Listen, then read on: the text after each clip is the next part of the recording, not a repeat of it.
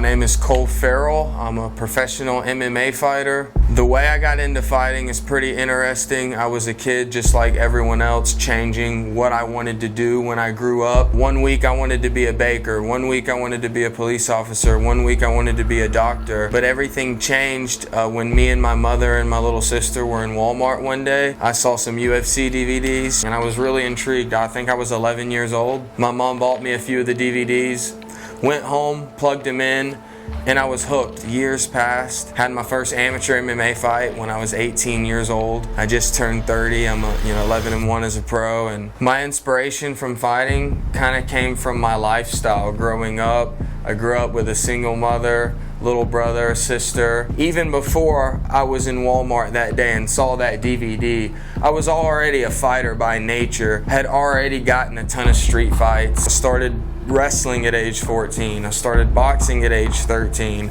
I started jiu-jitsu at age 14. I enrolled myself in things that would force me to take action. To maintain the inspiration was very natural. I never had to force it. It all comes from self-belief and manifestation. So I'm established now, and I say that humbly, professionally and athletically with MMA. I would say the hardest thing that I had to overcome throughout this journey was when I was at my lowest.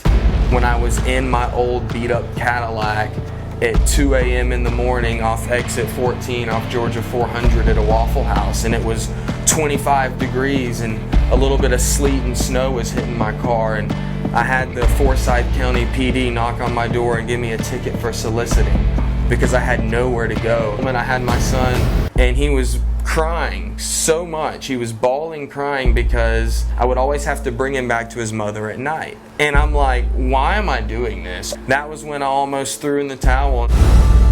So I made a decision that day to really live a double life and be someone different, maybe someone who can do both. There were so many times where I could have easily quit and worked a normal job and buried my dream. So for those fighters and young kids out there with dreams, if you want it bad enough, you can do both. I've always stayed true to who I am. I credit a lot of my following to my story inspiring others. To all of my Dragon Ball Z fans out there, if you know anything about Piccolo and his weighted cape and what that did to him, my shoulder has been my weighted cape. So when this cape comes off, I am Piccolo at my fullest potential, and I'm at a new level. So anyone who doesn't already follow me, if you're interested in me and my journey or just want to offer your support, you can follow me on Instagram and TikTok, same exact username. I love you all. Even if you hate me, I still love you.